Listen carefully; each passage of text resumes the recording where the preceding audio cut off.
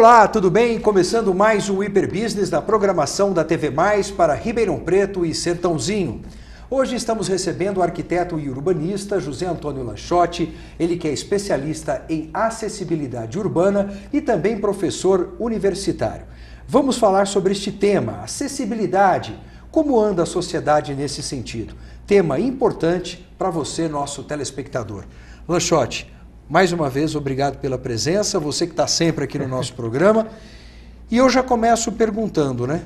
Como é que nós estamos em termos de acessibilidade, afinal? Bom, em primeiro lugar, eu que agradeço aí a confiança, o convite, né, de tratar desse assunto que eu acho que é muito importante, não só para Ribeirão Preto, mas para qualquer município brasileiro.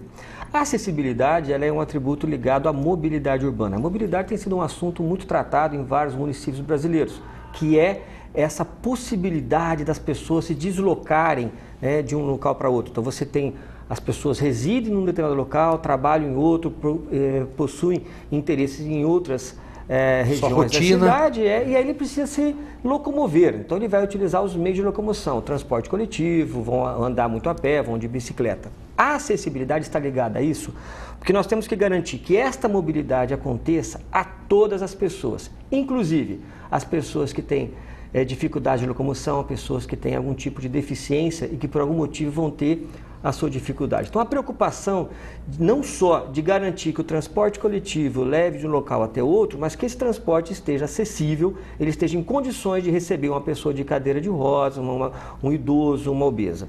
Que quando ele chega na calçada, a hora que ele chegou do seu ônibus e chegou num ponto de ônibus, chegou no seu abrigo, ele vai ter que se deslocar pela calçada. Tá? E essas dificuldades, elas estão começando agora a ser vencidas. Nós passamos aí mais de 500 anos de Brasil sem a menor preocupação com esse assunto. E de um período para cá, né, principalmente com a criação do Ministério das Cidades, que teve esse foco centrado na questão da mobilidade e da acessibilidade, a gente tem assistido a alguns avanços. Ribeirão Preto não está muito diferente de outros municípios, né? Nós estamos, alguns avanços já aconteceram na cidade e muitos outros avanços vão ter que acontecer para podermos dizer, nós temos realmente uma mobilidade adequada e uma acessibilidade adequada para a cidade. A criação do Ministério das Cidades, como você falou, é relativamente recente, né? Tem menos de 20 anos, né? Se não for menos de 15 anos, né? E projetando a nossa história republicana, projetando o desenvolvimento do Brasil, olhando para trás, muito tardia essa conscientização, Lanchotti, absurdamente tardia. Na verdade, a população brasileira já apresentava indícios de ser uma população urbana desde o final da década de 60, já havia com o êxodo rural, uma crescente procura pela cidade. Hoje nós podemos dizer que somos um país urbano, né? Nós estamos aí com mais de 80% da população já vivendo em cidades. Segundo o IBGE. A projeção que se tem aí para as próximas décadas é que a Ásia e a Europa, a África e a Ásia vão ultrapassar os países, as cidades americanas e europeias, né? Esses dois continentes ainda são muito rurais e vão crescer. Então as grandes cidades mundiais estarão usando espaço urbano como está o Brasil. No caso do Brasil, nós tivemos no passado uma política de cidades trabalhada com o Ministério do Interior. A criação do Ministério das Cidades, ele trouxe assuntos que estavam em ministérios separados para uma discussão de cidade. Tá? Então, discutir a habitação, o saneamento, a mobilidade e os programas de planejamento urbano. Na hora que isso tudo se concentrou num único ministério, possibilitou trabalhar políticas públicas que as cidades precisavam, né? Passamos, primeiramente, com a discussão da habitação, né? Grandes programas habitacionais tentando resolver o déficit habitacional. Depois veio com a discussão do saneamento, garantindo que todo mundo tenha água e o saneamento básico tratado. E agora chegou a vez da mobilidade, fazer com que as pessoas se desloquem com menos tempo. Por que isso? Porque é um gasto público, há um gasto operacional, há um gasto individual, quando a pessoa perde 3, 4 horas para se locomover de um local para outro. Ribeirão Preto teve, até pouco tempo atrás, toda uma política de fazer com que as pessoas saíssem dos seus bairros, viessem para o centro da cidade e depois do centro deslocassem para outro bairro. Nós não tínhamos um sistema circular de transporte que possibilitava você ir de um bairro para outro. Os bairros eram vizinhos e você não tinha um transporte coletivo que fazia esse trabalho. Por quê? Por causa do pensamento que se teve no passado. Na década de 50, quando o Ribeirão Preto criou o seu primeiro plano viário, ele já previa, né, os grandes anéis circulares, que ele aos poucos foram sendo construídos, e alguns não estão encerrados até hoje. Então você chega numa região da cidade, e o melhor exemplo que a gente tem é ali próximo ao Hospital Sinhá Junqueira, você tem um trecho de avenida que vai de nada a lugar nenhum. Tá? Porque ela começa num trecho no meio do bairro e termina também num outro trecho. Aquela avenida faz parte de um grande anel que vai circular Ribeirão Preto. Os empreendimentos, quando vão surgindo, quando vão sendo aprovados na prefeitura, a gente exige... Eles vão implantando, isso, né? Então as avenidas estão traçadas, então começa a preencher até que o anel se fecha. A hora que esse anel se fecha, você tem a possibilidade do tráfego acontecer. Então o transporte coletivo vai agora fazer o seu sistema anelário radial. Com isso, você vai reduzir os deslocamentos das pessoas, vão permitir com que elas se desloquem sem precisar ir para o centro, quer dizer, sem congestionar demais o centro, sem contar aí, né, esse projeto grande que vai acontecer, que é o Parque da Mobilidade, que é o Média Cidades, que ele vai tentar atender essa demanda. Então, toda essa política de facilitar os deslocamentos e trazer mais pessoas para o transporte coletivo, isso vai acontecer agora com esse projeto, que inicia agora no final do ano. Lachott, você faz parte de uma comissão, né, em nível federal a respeito dessa questão da acessibilidade no Ministério das Cidades. Queria que você falasse um pouquinho a respeito desse trabalho. O Ministério das Cidades, quando ele foi criado em 2003, logo no ano seguinte, ele criou a chamada Conferência das Cidades, né? É uma política de discussão do que as cidades estão precisando. Isso acontece na esfera municipal, estadual e depois da federal. Em cada instância vai se elegendo os delegados até se chegar no Conselho Federal e você eleger os conselheiros federais. Eu faço parte da política desde o início de 2004, mas eu fui eleito como conselheiro pela primeira vez no 3º mandato. A semana passada assumi, né, o 5º mandato. Então eu estou no meu 3º mandato, que é a 5ª gestão do Conselho.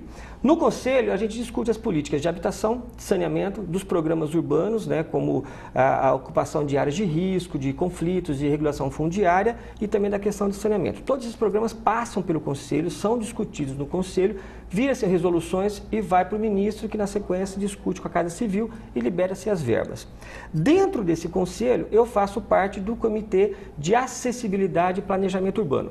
Então ali, eu sou um dos responsáveis para estabelecer a Política Nacional da Acessibilidade e dos programas urbanos que começam agora com as discussões dos planos diretores, a revisão dos planos diretores em todos os municípios brasileiros. Ribeirão Preto já fez a sua revisão, tá? E alguns municípios terão que fazer a partir do ano que vem. E dentro também desse conselho, eu agora faço parte de um grupo de trabalho do acompanhamento da utilização das verbas do PAC da Mobilidade. Então esse grupo, que é um grupo de 8 pessoas dentro do Conselho, que vai estar acompanhando a utilização das verbas públicas no PAC Mobilidade. Acompanhar ou fiscalizar? As duas coisas, acompanhamos e fiscalizamos. Então a gente acompanha o que foi aprovado e como é que as obras são entregues, executadas, e a gente vai dando o nosso parecer, tá ou não está dentro do prazo, tá ou não está cumprindo, para que o Ministério tome as ações. E tem a informação de que o Ministério Público Federal estaria também de olho nessa questão da aplicação dos recursos focados nisso? Isso. O Ministério Público Federal, ele chamou, né, a Casa Civil da Presidência da República, o Ministério do Planejamento e o Ministério das Cidades para assinar um termo de ajustamento de conduta na utilização das verbas públicas atendendo às questões de acessibilidade. Então, o programa Minha Casa Minha Vida, o programa PAC da Mobilidade, eles vão ter que demonstrar que todas as verbas que estão sendo utilizadas para esses programas federais, eles atendem às questões de acessibilidade. Caso contrário, os programas terão que devolver o dinheiro ao Ministério Público, tá? Porque há uma exigência federal. A acessibilidade no Brasil tomou uma força muito grande com a legislação de 2000. Depois, em 2004, nós tivemos um decreto federal que reforçava como que deveria ser atendida as questões de acessibilidade, e em 2009 o então presidente Lula assinou um decreto adotando a Convenção da ONU sobre o direito da pessoa com deficiência como uma emenda parlamentar. Passou pelo Senado e isso passou a ser uma emenda constitucional. Então, desde 2009, não atender à acessibilidade no Brasil há um desrespeito à Constituição. tá? E está agora na pauta do Congresso Nacional, a chamada Lei da Inclusão. E essa lei da inclusão, ela vem tratar das questões de acessibilidade de pessoas com deficiência e mobilidade reduzida, que vai criminalizar a discriminação. Então, com a aprovação dessa lei, nós teremos aí uma equiparação ao racismo, à homofobia, o fato de não se atender à acessibilidade. E isso vão ter punições aos arquitetos urbanistas, aos engenheiros civis, que são os responsáveis. Aos governantes. E depois aos governantes. Então tem toda uma esfera de punição a quem não atender às questões de acessibilidade. Você disse que caso essas verbas não sejam aplicadas corretamente, tem que se devolver aos cofres públicos, né? Sim, porque é dinheiro público. É que você mencionou Ministério Público, desculpa. apenas fazendo a correção aos cofres Aos públicos cofres e não ao Ministério Público. Público. Né? Isso. Vamos para o nosso intervalo. Hiperbusiness volta daqui a pouco. Há 2 anos, a Nona Enxovais vem inovando no mercado de cama, mesa e banho e decoração. São artigos de qualidade com preços e condições imbatíveis. Na Nona, você pode parcelar suas compras em até 10 vezes sem juros. Com estacionamento próprio, a loja funciona de segunda a sexta-feira, das 9 da manhã às 7 da noite e aos sábados, das 9 da manhã à 1 da tarde. A Nona Enxovais fica no Boulevard, Rua Garibaldi, 1376. Visite também a loja virtual e faça suas compras online, nonaenxovais.com.br.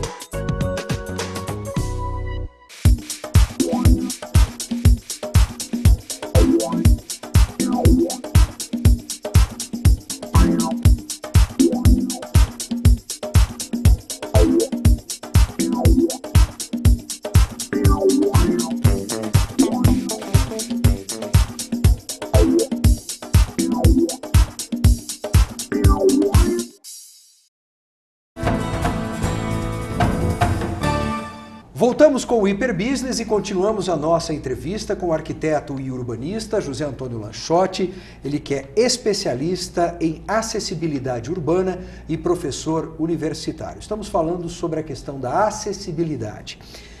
Lanchotti, focando um pouco mais em Ribeirão Preto e na região, e antes de perguntar de Ribeirão e região, eu perguntaria o seguinte: no Brasil, você conhece alguma cidade que seja um exemplo positivo de acessibilidade? Não, nós encontramos no Brasil alguns municípios que têm investido muito em acessibilidade.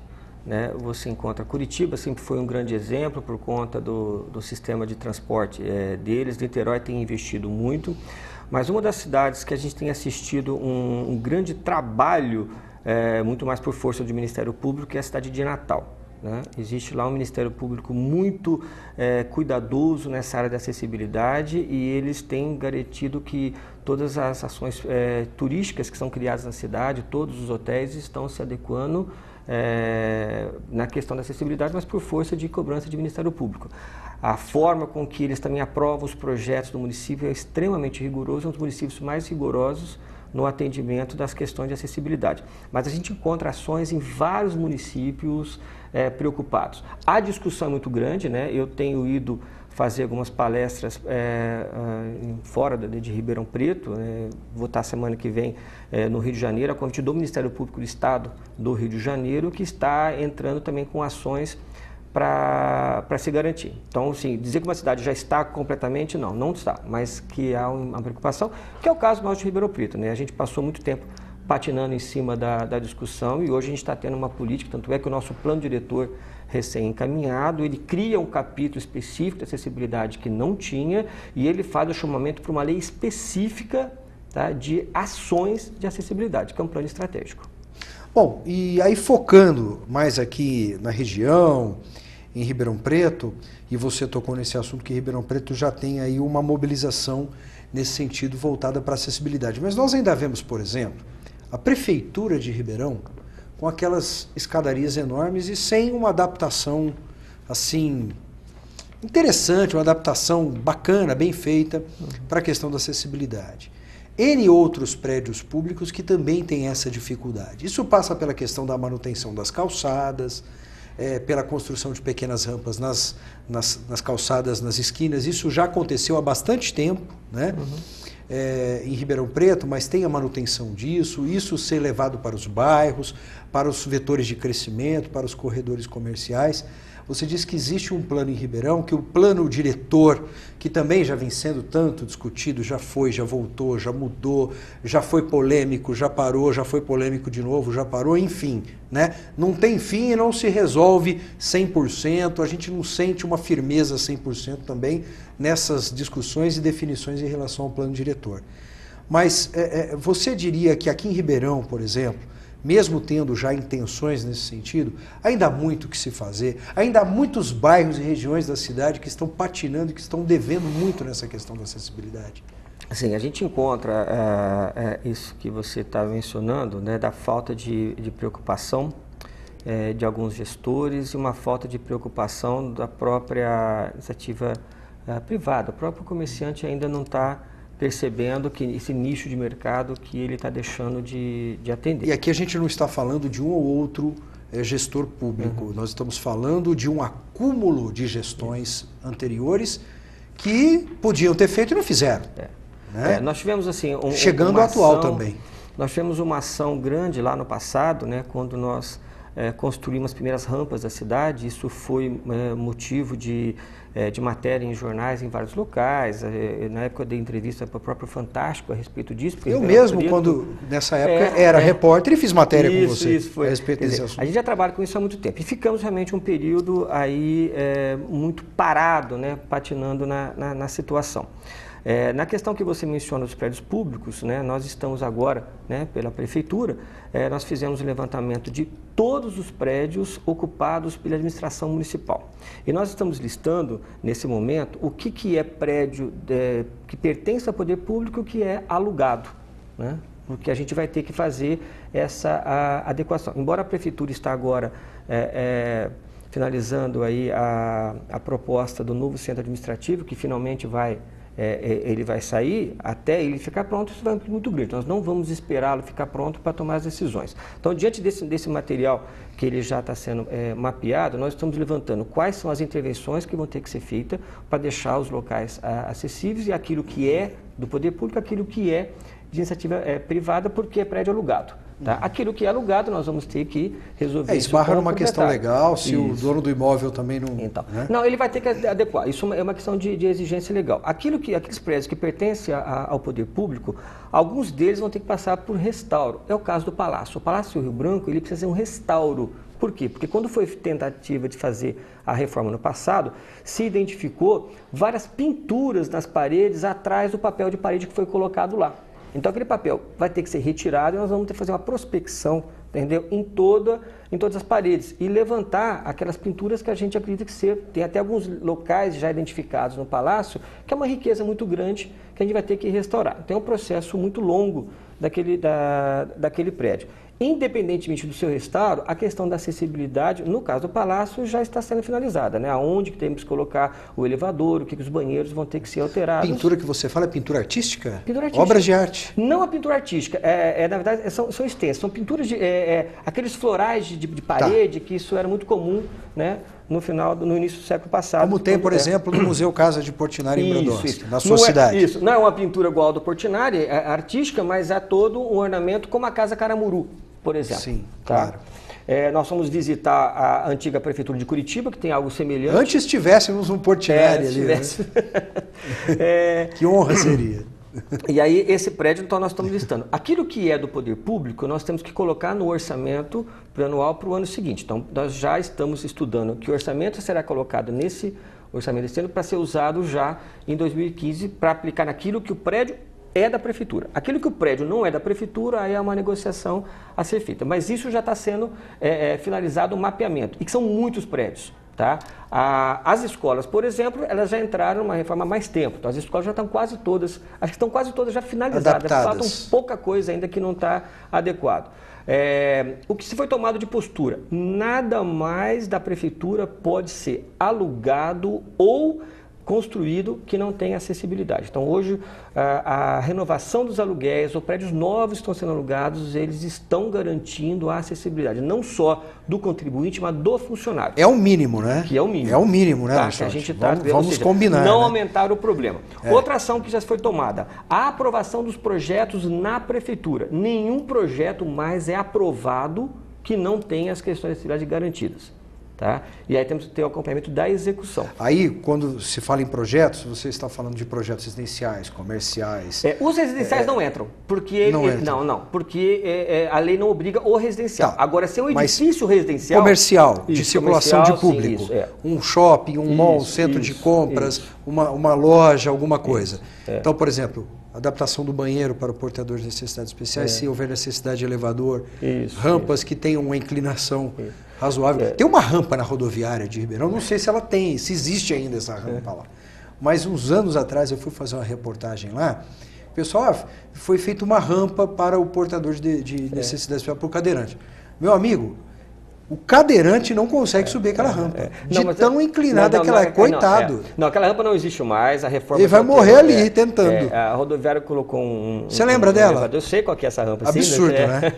Mas ó, nós temos situações... Dava para fazer rapel nela. Nós temos situações em Ribeirão Preto de projetos novos que não foram construídos conforme o projeto foi aprovado. A rodoviária de Ribeirão hoje ela está totalmente adaptada para acessibilidade, por exemplo? Olha, eu não vou conseguir te dizer toda ela porque eu nunca mais fiz um checklist total. Ela tem algumas ações que foram tomadas, como o elevador, mas como eu não uso elevador, eu já ouvi ele com algumas placas, às vezes, de fechado para manutenção, e isso é um problema, que tem um aparelho só, então a manutenção não poderia. Você teria que ter uma outra forma mais rápida de tentar resolver. Então, o banheiro, sim, fizeram uma adequação ao banheiro, mas eu acho que Ribeirão Preto merece uma rodoviária... Melhor, né? Ah, sim, com certeza. A altura, né? A altura da nossa cidade. Nós temos um fluxo muito grande de pessoas. Acho lamentável que a gente não tenha construído a obra do Lelé. Né? O Lelé foi um grande arquiteto, né, recém-falecido, mas que esteve em Ribeirão Preto e deixou para a gente um projeto muito ousado para uma nova rodoviária, com todo um trabalho climático que ele fazia, e acabou não sendo construído. Era aquele projeto ali perto do Educandário? Perto, não. Era aquele perto lá da Ciani. Perto da Ciani. Perto da Ciani. Era um projeto bem interessante. Um caminho para a rodovia Anhanguera. Mas não aconteceu. Bom, então na questão dos prédios da prefeitura e os prédios que usa como poder público, isso está sendo já preparado a adequação, tá? Enquanto não se termina, não se concretiza o centro administrativo. Mas esse orçamento vem do PAC da mobilidade? Para isso, não. É recursos próprios. Por isso tem que entrar no nosso orçamento. Tá? Para acessibilidade, o que nós vamos conseguir é a parte urbana. Então, para a parte urbana, nós temos. Agora, entrar no orçamento não significa que realmente esse investimento seja realizado e concretizado. Aí é uma questão de gestão. É uma questão de gestão, uma questão de alocar recursos. As notícias que nós temos é que os recursos estão mais escassos no poder público em Ribeirão, né? E então, mas na verdade, que fique claro que entrar no orçamento, prever no orçamento, não significa que está carimbado, concretizado e decidido que vai acontecer. Mas nessa questão, a gente recebeu aí o compromisso, por isso nós estamos fazendo o cronograma, né? Não vou te dizer assim, o ano que vem todos os prédios estarão resolvidos, mas a colocação no cronograma, no organograma e no plano plurianual, para que a gente consiga fazer gradativamente a adequação desses projetos. Então, assim, que a gente vai conseguir fazer alguma coisa ano que vem, vai, porque vai ter verba no orçamento. A gente vai ter que atender. Como o orçamento vai ter que distribuir, entendeu? Isso é um dos pontos que vai ter que ser atendido, porque a gente chegou já no fundo do poço. Mas, Lanchotti, nós estamos terminando o nosso programa. E eu gostaria, como estamos num programa também de negócios, né? O foco é negócios, mas também falamos de assuntos de interesse da sociedade como um todo, mas a acessibilidade, o tema acessibilidade e o movimento em prol da acessibilidade, ele também pode ser um filão? Pode ser um negócio? Ele é um enorme filão. Olha, pouca gente se atentou. Isso, eu tenho uma estatística, eu faço muito isso em palestra, que é para mostrar justamente esse foco. Nós estamos aproximadamente 210 milhões de brasileiros. Tá? Você tem 24% dessa população tem algum tipo de deficiência. Você vai colocar aí mais uns 11% de pessoas com mais de 60 anos. Você tem 2,7 milhões de grávidas por ano e nós temos 11% da população acima do peso. tá? Chamada obesidade mórbida. Tá? Então, a hora que você soma tudo isso e você coloca uma sobreposição de uns 40%, que é alto, tá? Você vai ter em torno de 61 milhões de brasileiros com alguma dificuldade na locomoção. Aí você pega esse número, você coloca mais o pai e a mãe, ou um filho, ou a esposa, você multiplica por 3 esse número. Você tem mais de quase 190 milhões de brasileiros envolvidos com as questões de acessibilidade.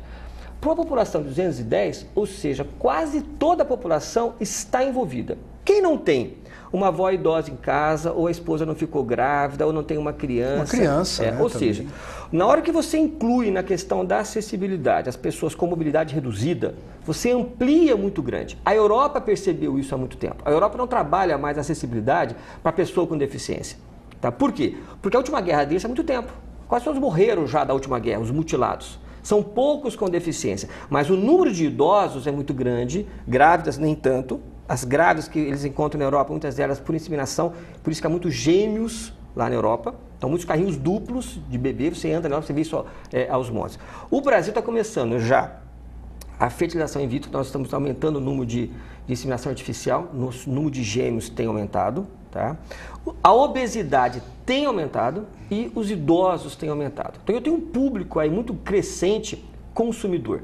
É isso que temos que entender. Se eu pegar a pessoa idosa, hoje, ela no passado, a maioria das mulheres no passado foram criadas para ser donas de casa. Então muitos estão em casa hoje fazendo crochê, vendo novela. Não é o que vai acontecer com a próxima geração. A próxima geração são de mulheres que trabalharam, tiveram seu emprego, têm a sua renda, vão sair de casa, dirigem, usam, ou seja, há uma procura muito grande da cidade por essas pessoas. As pessoas com deficiências também, no passado, eram deixadas dentro de casa porque elas eram chamadas um estorvo para a família. A família não queria deixar dentro de casa. Hoje não. As pessoas com deficiência são ativas, estudam, estão buscando campos de trabalho, consomem. Então esse público, a hora que vai para a rua, eles querem circular. Por isso o investimento na mobilidade acessível, que as calçadas estejam acessíveis. E o comércio tem que perceber que é um público muito grande, que ele não contava, que ele tem agora para contar. Ou seja, é um bom mercado, entendeu? Atender esse público que é crescente. Quase toda a população envolvida com isso. Que interessante essa análise, fica aí a dica e fica o alerta para quem estiver pensando e puder investir nesse filão. Muito interessante, Lanchotti. Infelizmente o nosso tempo acabou. Muito obrigado pela presença e até uma próxima. Já está convidado. Tá, obrigado. E você, espero que tenha gostado. Até o próximo programa. Tchau.